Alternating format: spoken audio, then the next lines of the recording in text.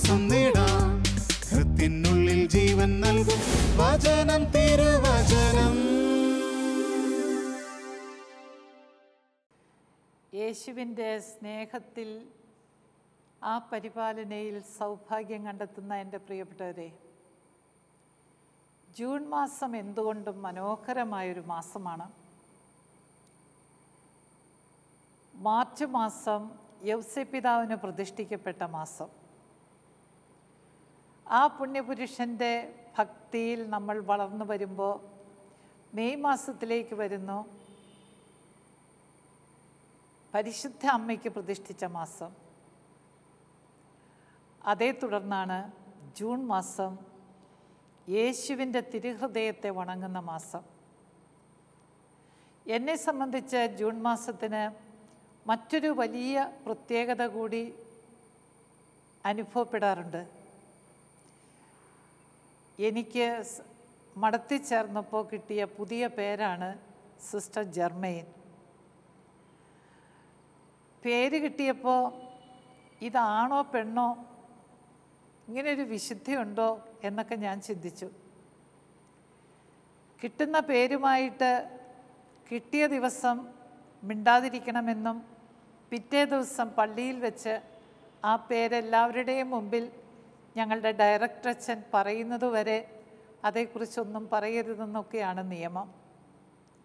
പക്ഷേ ജർമെയിൻ എന്നുള്ള പേരിനെക്കുറിച്ച് അന്ന് വരെ കേട്ടിട്ടില്ലാത്തത് കൊണ്ട് എനിക്ക് ആ പേര് ഒട്ടും സ്വീകാര്യമായി തോന്നിയില്ല.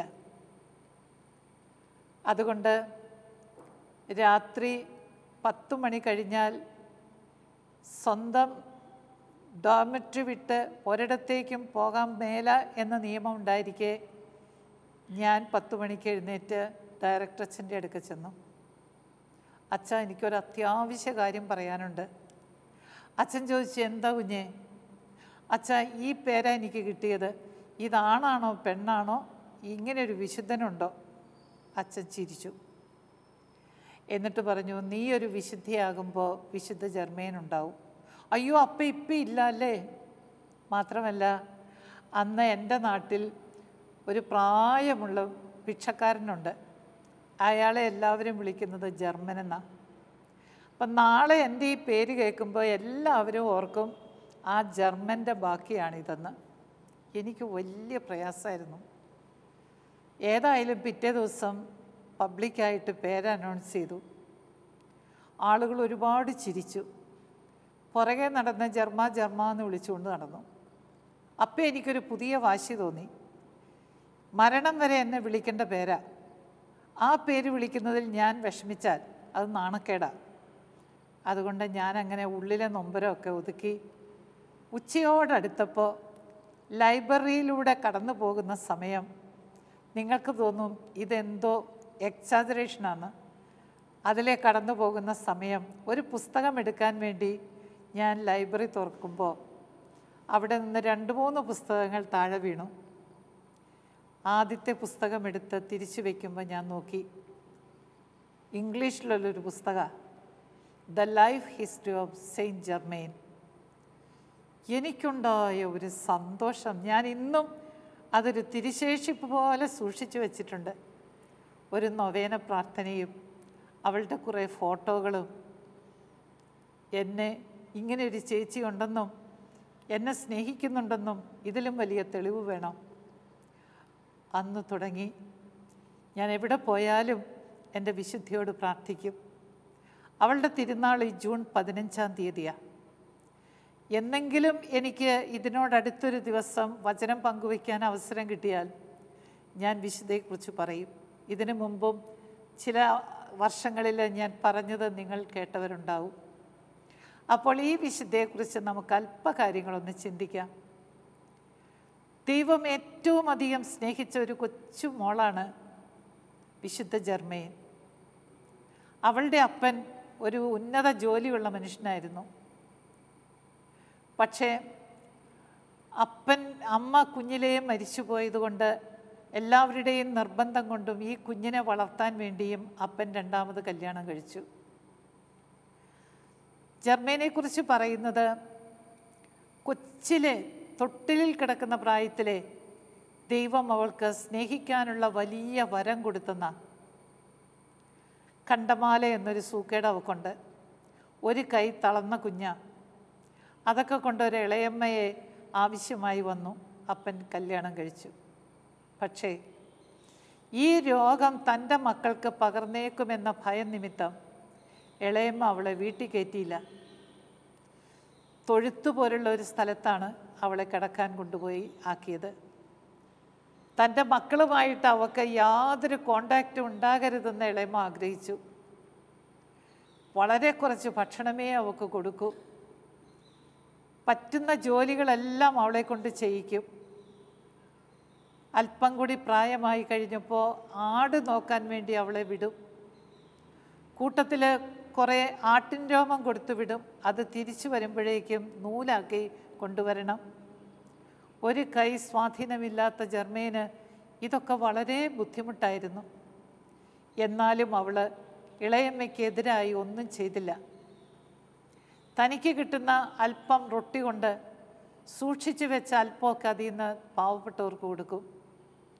ചുറ്റുമുള്ള കുഞ്ഞുങ്ങളെ വിളിച്ച് വേദോപദേശം പഠിപ്പിക്കും.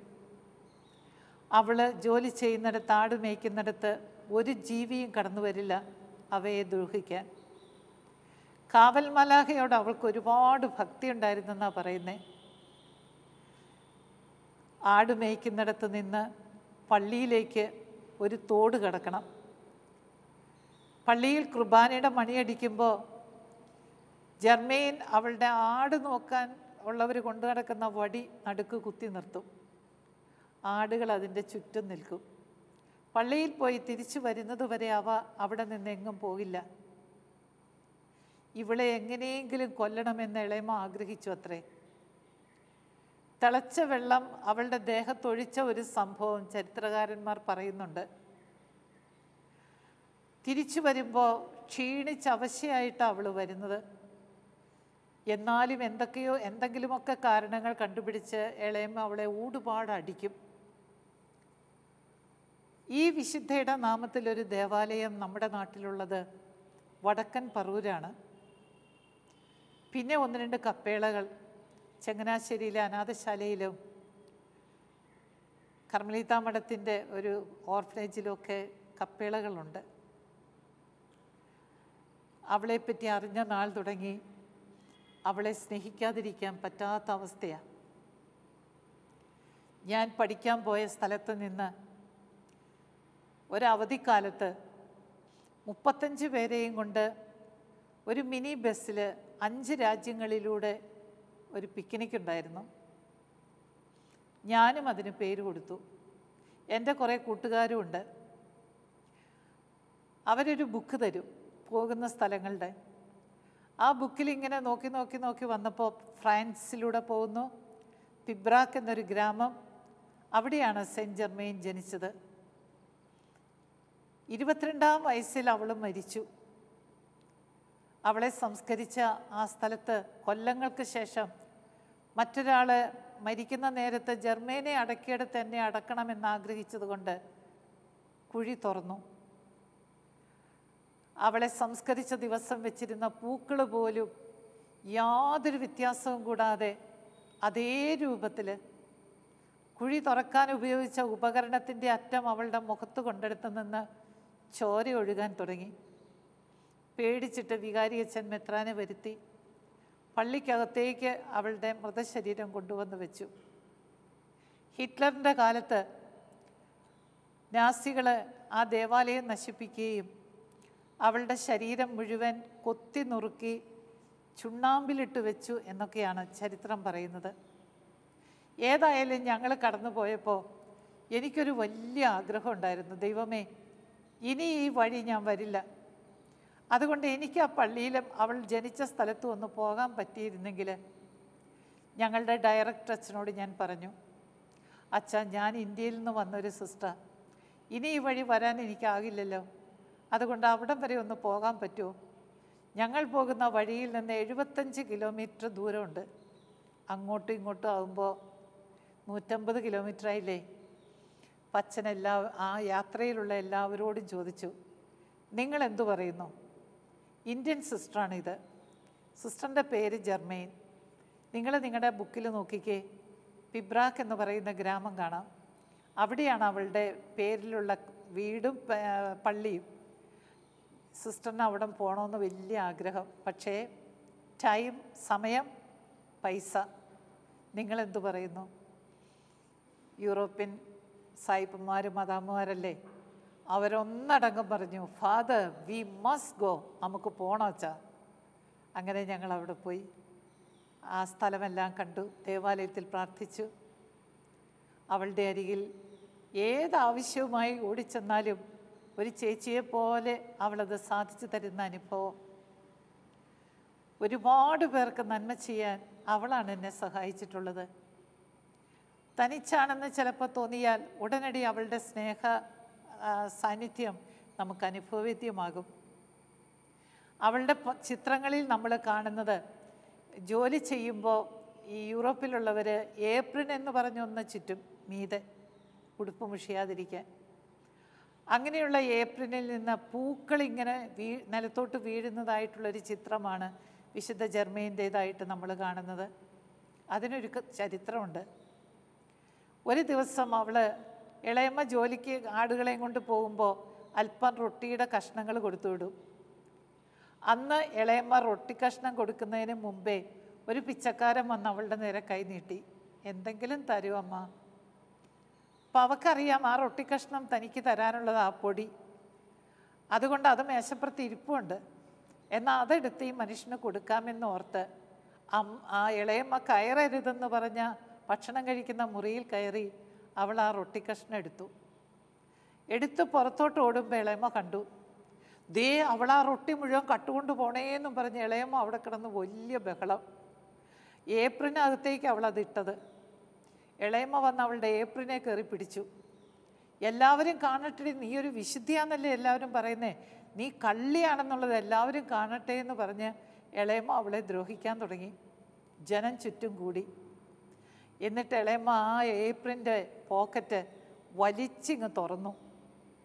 അപ്പോൾ ആ നാട്ടിൽ ആരും കണ്ടിട്ടില്ലാത്ത ഏറ്റവും മനോഹരവും നല്ല സുഗന്ധമുള്ളതുമായ ഒരുപാട് പൂക്കൾ ആ ഏപ്രിലിൽ നിന്നും താഴേക്ക് വീണു. അതാണ് ചിത്രകാരന്മാർ അവളുടെ അടയാളമായിട്ട് കാണിച്ചു തരുന്നത്. ഇളയമ്മയുടെ മക്കൾക്കൊക്കെ ജർമ്മേനെ ഇഷ്ടമായിരുന്നു. പക്ഷേ അമ്മ സമ്മതിക്കില്ല വീട്ടിൽ കയറാൻ. അങ്ങനെ ഒരു ദിവസം രാവിലെ ഈ പൂക്കളൊക്കെ കണ്ടപ്പോൾ ഇളയമ്മയ്ക്ക് ഇച്ചിരി മനപ്രയാസം ഉണ്ടായി. ഏതാനും ദിവസം കൂടി കഴിഞ്ഞ് എന്നിട്ടും വീട്ടിൽ കയറ്റിയില്ല. ഇളയമ്മ രാവിലെ ആടുകളുടെ കരച്ചിൽ കേട്ട് കൊണ്ടുപോകേണ്ട സമയമായിട്ട് അവളെന്താ ഉറങ്ങിപ്പോയോ എന്നും ചോദിച്ച് അവൾ കിടക്കുന്നിടത്തേക്ക് ചെന്നു. അപ്പോൾ ജർമ്മേൻ അവൾ ഉപയോഗിച്ചിരുന്ന ജപമാല എന്ന് പറയുന്നത് നീളമുള്ള ഒരു പഴയ തുണിക്കഷ്ണം, അതിന്മേ 59 കെട്ടിട്ടാണ് ജപമാലയായിട്ട് അവൾ ഉപയോഗിച്ചിരുന്നത്. 2 കൊച്ചു തടിക്കഷ്ണങ്ങൾ കൂട്ടിക്കെട്ടിയാണ് കുരിശായിട്ട് ഉപയോഗിച്ചിരുന്നത്. അത് രണ്ടും കയ്യിൽ പിടിച്ച് വളരെ ശാന്തമായിട്ടും ഒരു പുഞ്ചിരിയോടുകൂടിയും മരിച്ചു കിടക്കുന്ന ജർമ്മേനെയാണ് ഇളയമ്മ കണ്ടത്. അതോടെ ആ സ്ത്രീ പൊട്ടിക്കരഞ്ഞു. അവളുടെ മൃതദേഹം വീട്ടിനകത്തേക്ക് കയറ്റി ഒരുപാട് അലങ്കരിച്ച് ശവസംസ്കാരം നടത്തി. ഇതാണ് ജർമ്മേൻ്റെ ചരിത്രം. പ്രത്യേകമായി ഒന്നും സംഭവിച്ചില്ല. ഒരുപാട് കഷ്ടപ്പെട്ടു. പക്ഷേ എന്നും അവൾ പ്രാർത്ഥിക്കും ആ കുരിശിന് മുമ്പിൽ, എൻ്റെ ഈശോയെ, എൻ്റെ അമ്മയെ അരിശപ്പെടുത്താത്ത രീതിയിൽ കൂടുതൽ കൂടുതൽ സ്നേഹിക്കാൻ എന്നെ പഠിപ്പിക്കണമേ എന്ന് അവൾ പ്രാർത്ഥിച്ചിരുന്നത്. തൻ്റെ ഇളയമ്മയെ എങ്ങനെയാ സന്തോഷിപ്പിക്കേണ്ടതെന്ന് അവൾ ചിന്തിച്ച് ചെയ്തിരുന്നു. പക്ഷേ ഇളയമ്മ സന്തോഷിച്ചില്ല. പകരം അവളെ ഒരുപാട് ദ്രോഹിച്ചു. അവസാന നാളുകളായപ്പോൾ കാട്ടുമൃഗങ്ങൾ, അതും ക്രൂര മൃഗങ്ങളുള്ള ഭാഗത്തേക്ക് ആടുകളെയും കൊണ്ട് പോകാൻ ഇളയമ്മ പറഞ്ഞു വിടും. ഏതെങ്കിലും ഒരു കാട്ടുമൃഗം അവളെ കൊന്നാലോ, അതായിരുന്നു അത്ര ഇളയമ്മയുടെ ആഗ്രഹം. ക്ഷമിക്കാൻ ജർമ്മേൻ എളുപ്പമായിരുന്നു. സ്നേഹത്തിൻ്റെ വരം തൊട്ടിലിൽ കിട്ടിയതാ. അങ്ങനെ തൻ്റെ ഇളയമ്മയെ സ്നേഹം കൊണ്ടും തൻ്റേതായ ആ പുഞ്ചിരി കൊണ്ടും നന്മ ചെയ്ത് സഹായിച്ചു അവൾ ഈശോയുടെ സ്നേഹഭാചനമായിട്ട് മാറി. മരിച്ച ഉടനെ തന്നെ അവിടുത്തെ കുഞ്ഞുങ്ങളാണ് ജർമ്മേന് വേണ്ടിയിട്ട് പ്രചരണം നടത്തിയത്. പള്ളിയിലെ മണി കേട്ടൊരു ദിവസം ആടുകളെ അവിടെ നിർത്തി തോട് കടന്ന് പോകാൻ ചെന്നപ്പോൾ തോട് മെത്തി വെള്ളമാണ്, ആഴമുണ്ട്, അല്ലെങ്കിൽ നടന്നു പോകാമായിരുന്നു. അവൾ ആ തുണിയുടെ കഷ്ണം കെട്ടിയുണ്ടാക്കിയ ജപമാല കയ്യിൽ ഉയർത്തിപ്പിടിച്ച് അമ്മയോട് പ്രാർത്ഥിച്ചുകൊണ്ട് ആ തോട്ടിലെ വെള്ളത്തിലേക്ക് കാലെടുത്ത് വെച്ചു. ഒരാപത്തും കൂടാതെ വെള്ളത്തിലൂടെ നടന്ന് അവൾ ദേവാലയത്തിലെത്തിയെന്ന് കണ്ട ഒരുപാട് പേരുണ്ട്.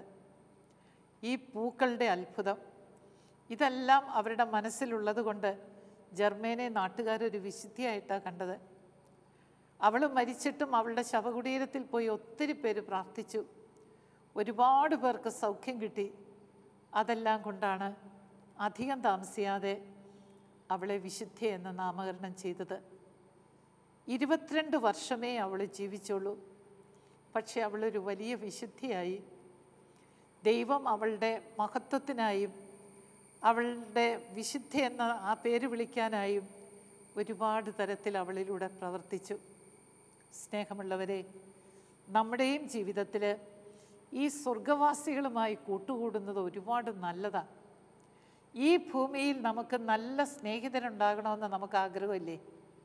ഒരുപാട് സ്നേഹിതർ, പണമുള്ളവർ, പ്രാബല്യമുള്ളവരൊക്കെ നമ്മുടെ സ്നേഹിതരായിരിക്കുന്നത് അഭിമാനമല്ലേ? അതിലും വലുതാണ് സ്വർഗത്തിൽ നമുക്ക് സ്നേഹിതരുണ്ടായിരിക്കുന്നത്.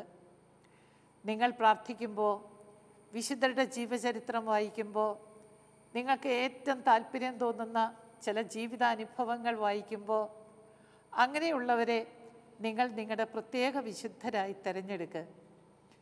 ഞാനിതേപ്പറ്റി ചിലരുടെ അനുഭവങ്ങൾ വായിച്ചതിന് ശേഷം എനിക്ക് ഏറ്റവും ഇഷ്ടപ്പെട്ട ഇങ്ങനെയുള്ള വിശുദ്ധരിൽ ചിലരെയൊക്കെ എൻ്റെ ചേട്ടന്മാരായിട്ട് ചേച്ചിമാരായിട്ടൊക്കെ തിരഞ്ഞെടുത്തു. 5 ചേച്ചിമാർ എനിക്ക് അങ്ങനെയുണ്ട്. എനിക്കിഷ്ടപ്പെട്ട ഏറ്റവും ഇഷ്ടപ്പെട്ട വിശുദ്ധർ.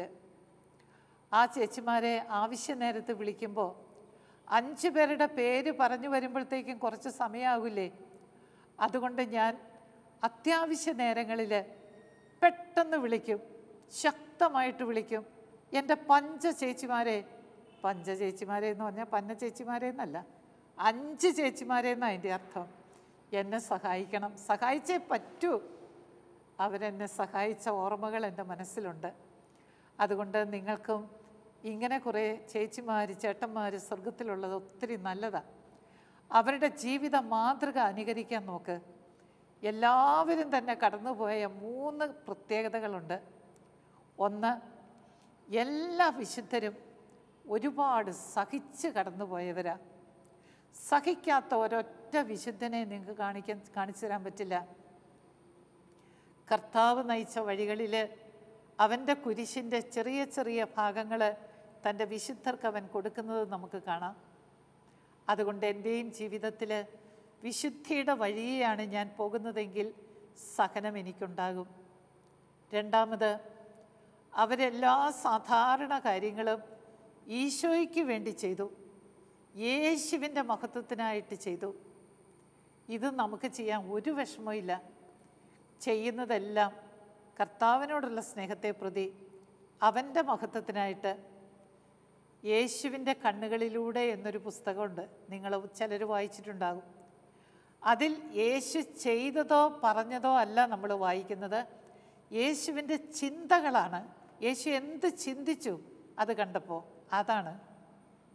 അപ്പോൾ അതിനകത്ത് പീലിപ്പോസ് ഈ യാത്രയല്ലേ, എന്നും യാത്രയാണ് അവർക്ക്, ഒരു ഗ്രാമത്തിൽ നിന്ന് അടുത്ത ഗ്രാമത്തിലേക്ക്. അപ്പോൾ എവിടെയെങ്കിലും ഒരു ഒഴിഞ്ഞ കോണ് കിട്ടിയാൽ അവിടെ ഇവർ വട്ടം കൂടി ഇരുന്ന് ഭക്ഷണം ഉണ്ടാക്കും. പീലിപ്പോസിന് ഒട്ടും ഇഷ്ടമില്ല ഭക്ഷണം ഉണ്ടാക്കാൻ. ഈശോ പറഞ്ഞു കൊടുത്തു, പീലിപ്പോസേ, ഭക്ഷണം ഉണ്ടാക്കുക എന്ന് പറയുന്നത് ഒരു പ്രാർത്ഥനയാണ്.